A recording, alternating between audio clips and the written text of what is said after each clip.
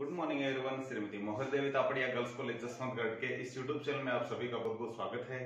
आज का हमारा जो डिस्कस का टॉपिक है वो है भारतीय बैंकिंग नियमन अधिनियम 1949 और आरबीआई। तो इसके अंतर्गत हम ये चीज देखेंगे कि इस अधिनियम के अंतर्गत आरबीआई को कौन कौन सी धाराओं के अंतर्गत अधिकार है बैंकों पे नियंत्रण करने का, या बैंकों से संबंधित जो इस अधिनियम से जुड़ी हुई जो चीजें हैं जो कि आरबीआई से जो कनेक्टेड है, उन सभी चीजों के बारे में थोड़ा हम डिस्कस करने वाले हैं। तो आप जैसे कि हेडिंग देख रहे हैं कि भारतीय बैंकिंग नियमन अधिनियम 1949 एवं आरबीआई। तो आरबीआई और जो अधिनियम है इनके बीच में किस तरीके से कनेक्टिविटी है, कौन कौन सी धाराओं के अंतर्गत है जो ये एक दूसरे से कनेक्टेड है, तो उन्हीं के बारे में थोड़ा हम आज डिस्कस करेंगे। तो सबसे पहला जो इसका पॉइंट है वो है धारा 21। धारा 21 के अनुसार जनहित में आरबीआई अग्रिम नीति कोई भी बना सकता है किसी भी बैंक के लिए, ठीक है। यानी जनहित में किसी प्रकार की कोई यदि एडवांस कोई नीति अपनानी है या बनानी है तो आरबीआई को ऐसा अधिकार है कि वो किसी भी बैंक के संबंध में ऐसे जो एक्टिविटी काम में ले सकता है। दूसरा है धारा 22 के अनुसार। तो धारा 22 के अनुसार लाइसेंस देने और रद्द करने का अधिकार। तो कहने मतलब इसमें ये है कि किसी भी बैंक का लाइसेंस है जो धारा 22 के अंतर्गत आरबीआई को अधिकार है कि वो रद्द कर सकता है और नया दे भी सकता है। तो इस तरीके से ये है। इसके बाद में यदि बात करें नंबर 3, इसमें है धारा 23। तो धारा 23 के अंतर्गत जो चीजें दे रखी है वो है नई शाखा खोलने के लिए अनुमति लेना। तो जब भी किसी बैंक को यदि कोई नई शाखा यदि खोलनी है अपने बैंक से संबंधित, तो उसको आरबीआई से अनुमति लेनी होगी। आरबीआई को ये अधिकार है कि वो नई शाखा है जो खोलने से संबंधित है जो जानकारी ले, ठीक है। तो इसलिए किसी भी बैंक को नई शाखा खोलने से पूर्व अनुमति लेनी होगी ही।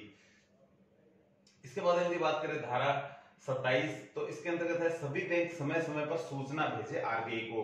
तो धारा 27 के अंतर्गत ये चीजें रखी गई है कि सारे बैंक है जो कि समय समय पे अपने जो लाभ हानि है उसकी जो स्थिति है या खातों संबंधी जो स्थिति है उसकी जो है जो जानकारी है जो आरबीआई को समय समय पे क्या है भिजवाता रहे। तो ये भी आरबीआई को अधिकार है मांगने का भी।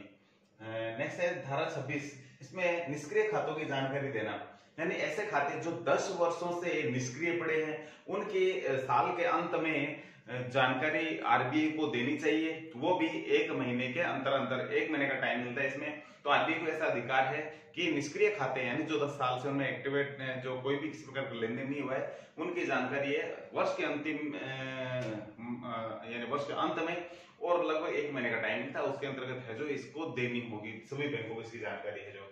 इसके बाद में बात है नेक्स्ट करें तो धारा 28। तो धारा 28 में जनहित में सूचना प्रकाशन का अधिकार। तो आरबीआई को यह अधिकार है कि वो किसी भी बैंक से संबंधित जो जानकारी है वो जनहित में यदि उनको लगे तो सूचनाएं जो जनहित से संबंधित सूचनाएं बैंकों से संबंधित जो वो प्रकाशित कर सकता है। तो ये उसको अधिकार है जो कि धारा 28 के अंतर्गत है जो ये आता है। बात करें नेक्स्ट पॉइंट की तो धारा 10। तो धारा 10 में किसी बैंक के मैनेजर संचालक अध्यक्ष को हटाने या का अंतिम निर्णय किसका होगा, आरबीआई का होगा। तो कहने का मतलब है जो धारा 10 है इसमें ये तय किया गया है कि कोई भी बैंक है उसका यदि संचालक है, कोई मैनेजर है, कोई अध्यक्ष है, उसको यदि हटाना है तो आरबीआई का जो निर्णय होगा उसी को अंतिम निर्णय माना जाएगा और वही सर्वमान्य नियम जो निर्णय है वही होगा। तो ये जो धारा ये बताती है। इसके बाद में यदि बात करें तो है धारा 6। धारा 6 के अंतर्गत जो चीज बताई गई है वो कुछ इस तरीके से है। धारा 6, बैंकों की न्यूनतम पूंजी रिजर्व बैंक के लिए अंतिम निर्णय आरबीआई का। तो बैंकों की जो न्यूनतम पूंजी और जो रिजर्व वगैरह होते हैं ये, तो इनसे संबंधित जो भी निर्णय लिए जाएंगे, ठीक है, ये कितने होने चाहिए, रिजर्व पूंजी कितनी रखी जाएगी और ये जो न्यूनतम पूंजी है, ठीक है, तो ये कितनी होनी चाहिए। तो इनसे संबंधित जो निर्णय है वो किसका होगा, आरबीआई का होगा। आरबीआई चाहे तो इसमें कमी या वृद्धि कर सकता है वो बैंकों के हिसाब से, लेकिन कहने का मतलब ये है कि इसका जो अंतिम निर्णय किसके पास होगा, आरबीआई के पास। और नेक्स्ट की बात करें हम तो वो है धारा 12। तो धारा 12 ये बताती है कि प्रदत्त एवं अधिकृत पूंजी के लिए 2 वर्षों तक मुक्ति का अधिकार है आरबीआई के पास। यदि किसी बैंक को यदि प्रदत्त पूंजी और अधिकृत पूंजी है उसमें थोड़ा सा यदि फेरबदल करना है या उसको स्थिर रखना है तो वो आरबीआई के पास है जो जा सकते हैं। आरबीआई को ऐसा अधिकार है कि वो 2 वर्षों तक है जो अधिकृत पूंजी है और जो प्रदत्त पूंजी है उससे मुक्ति का अधिकार है जो वो दे सकता है, यानी वो किसी भी बैंक को अपने पास नहीं रखनी होगी। तो कहने का मतलब है इसमें ये आरबीआई से अनुमति लेनी होगी। नेक्स्ट है वो है धारा 17। धारा 17 में जो चीज दी गई है वो है बैंकिंग कंपनी के लाभों को 20% रिजर्व फंड से संबंधित जो प्रावधान है इसमें छूट दिलाने के लिए सेंट्रल गवर्नमेंट को सिफारिश कर सकता है आरबीआई। अभी ये प्रावधान है कि जितने भी बैंक है उनको अपना जो टोटल इनकम होती है साल की तो उसका 20% अपने पास रिजर्व फंड के रूप में रखना होता है, जो भी उसका लाभ होता है उसका।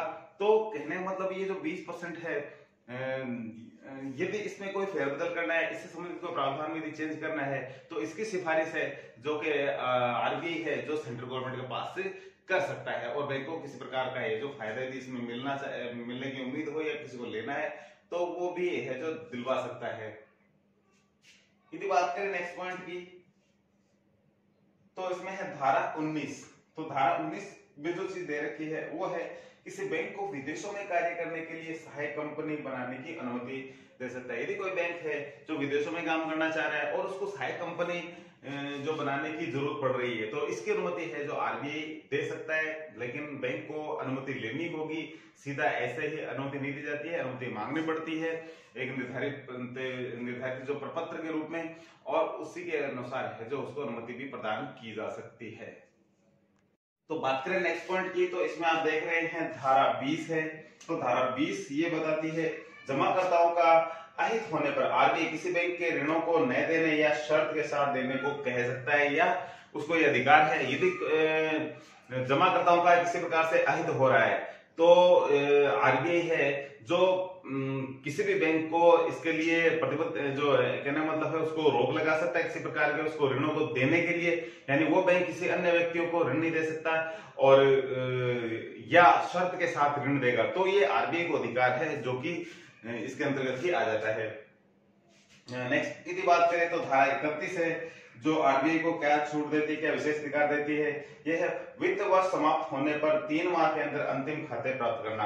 तो आरबीआई को यह अधिकार है कि प्रत्येक बैंक से वो जब भी जो वित्त वर्ष होता है उसकी समाप्ति हो तो उसके अंतिम जो 3 माह है उसके अंदर अंदर है जो फाइनल अकाउंट्स उसको मांगने का अधिकार है, और सभी बैंकों को ये फाइनल अकाउंट है जो पहुंचाने होते हैं, भेजने ही होते हैं।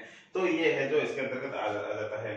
बात करें नेक्स्ट पॉइंट की तो ये है धारा 35। धारा 35 ये चीज बताती है प्रबंध संचालक की नियुक्ति संबंधी अधिकार।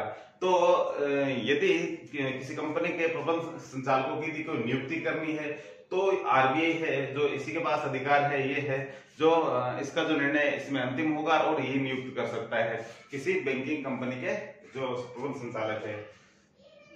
बात करें नेक्स्ट बिंदु की तो ये है बैंकों द्वारा भेजे गए विवरणों की जांच हेतु अधिकारी नियुक्त करने का अधिकार। यदि बैंक किसी प्रकार के जो विवरण होते हैं अंतिम अकाउंट से भेजते हैं आरबीआई के पास तो उनकी सत्यता की जांच करने के लिए जो आरबीआई है जो किसी व्यक्ति को या अधिकारी के रूप में जो नियुक्ति दे सकता है जो कि उनकी जांच करेगा और उनमें किसी प्रकार की त्रुटि या कोई और प्रकार की यदि कोई प्रॉब्लम आती है तो उससे संबंधित जो सूचना है जो आरबीआई को देगा।